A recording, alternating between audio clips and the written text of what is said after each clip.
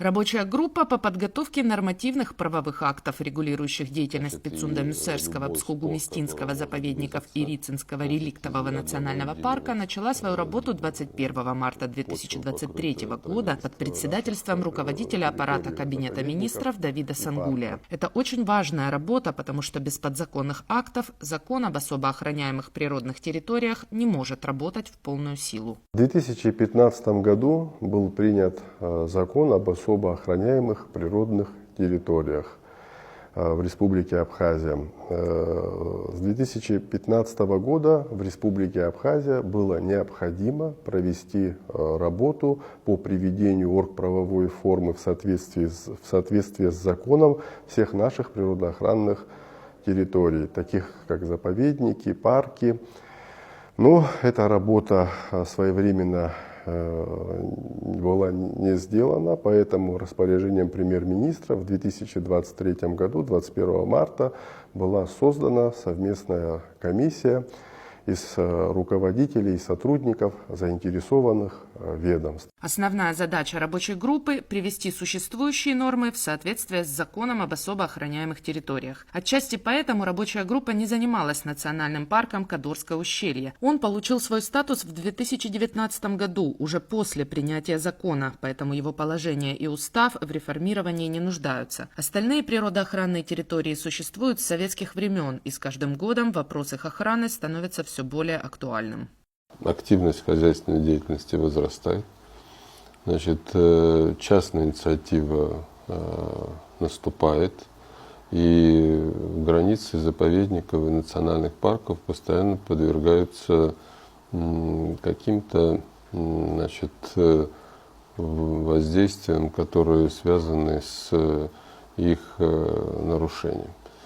И здесь очень важно иметь на руках документы, которые свидетельствуют о том, где конкретно располагаются границы ООПТ. Особо ценные природные зоны составляют 27% всей территории Абхазии, и это один из показателей, делающих нашу страну уникальной. В республике есть два заповедника – Пицунда-Мюссерский и Псхугу-Местинский, а также два национальных парка – Рицинский и Кодорский. Национальные парки делятся на зоны – заповедные, рекреационные, хозяйственные и другие, а в заповедниках действует гораздо более строгий режим. Там не допускается какая-либо хозяйственная деятельность. Границы этих двух заповедников, согласно новому закону, не прошли процедуру утверждения Кабмином и последующему утверждению Народным собранием.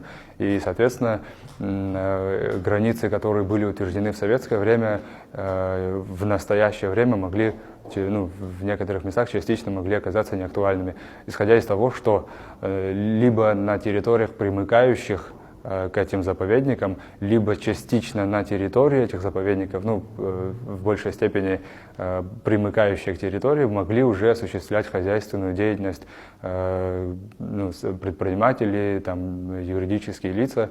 Вот, исходя из этого, перед рабочей группой также стояла задача определить, где именно проходили границы заповедников, и определить, есть ли нарушение этих границ предпринимателями, которые на примыкающих территориях осуществляли предпринимательскую деятельность. Такие нарушения, конечно, были выявлены, в основном в Пицунда-Мюссерском заповеднике. Псхугу-Местинский заповедник находится в более труднодоступной местности. Там небольшое количество населения и почти нет туристов. Нарушения чаще связаны с незаконной вырубкой, заготовкой дров, а не с захватом территорий. Самые проблемные территории, как Пицунда-Мюссерского заповедника, и в первую очередь это касается Пицунского участка. Здесь сейчас уже ведутся работы по огораживанию Пицунского участка сосновой рощи, самшитовой рощи. И здесь надо очень отчетливо сказать о том, что восстанавливаемое ограждение Пицунда-Мюссерского заповедника, Пицунской рощи в первую очередь, идет по тем старым границам, которые существовали с советских времен. Рабочая группа, представленная земельным кадастром, она провела очень большую работу по картированию и нанесению границ в цифровых картах с точностью буквально до нескольких сантиметров. Это очень важный момент, потому что Эта зона очень активна в рекреационной, хозяйственной деятельности. И есть всегда такая некая ползучая схема войти там на метр, на 2 или еще больше на территорию заповедника. Значит, это абсолютно недопустимая вещь. Надо отчетливо сделать такой посыл: границы заповедника незыблемы. Огромная работа проделана руководством Пицунда-Миссерского заповедника и консультативного характера, и просветительного характера, и предупредительного характера в том числе, направленная на то, чтобы донести до сведения предпринимателей, что в результате проведения вот этой работы будут восстановлены границы заповедников вот согласно актам, которыми создавались эти заповедники, чтобы впредь не возникало противоречий и споров с предпринимателями. Еще одна важная задача, стоявшая перед рабочей группой, приведение в соответствие с законом структуры подчинения природоохранных зон. У нас до сих пор особо охраняемые природные территории не подчинены какому-то одному единому центру управления.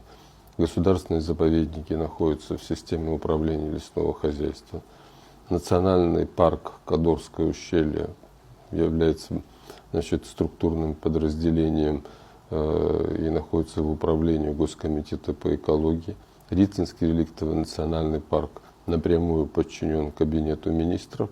И естественно, что в подобных условиях очень сложно выстраивать единую политику и единую схему управления, отчетности. Все члены рабочей группы пришли к единому мнению о том, что особо охраняемые природные территории должны подчиняться Государственному комитету по экологии и охране окружающей среды. Данная реформа подразумевает то, что у всех природоохранных учреждений будет один центральный орган госуправления. В рамках данного органа природоохранного, допустим, такого как Комитет по экологии сегодня, можно будет создать отдельное структурное подразделение, которое будет непосредственно заниматься данными территориями природоохранными. То есть будет больше порядка, будет уполномоченное должностное лицо, в задачи которого будет входить сохранение наших природоохранных территорий. В целом рабочая группа практически завершила свою работу. Все документы согласованы и предварительно представлены премьер-министру Владимиру Делба в рамках итогового заседания рабочей группы, которое состоялось 7 апреля. В ближайшее время предложения будут представлены на рассмотрение Кабинета министров и парламента. Надежда Боровикова, Тимур Гугохия, Абаза ТВ.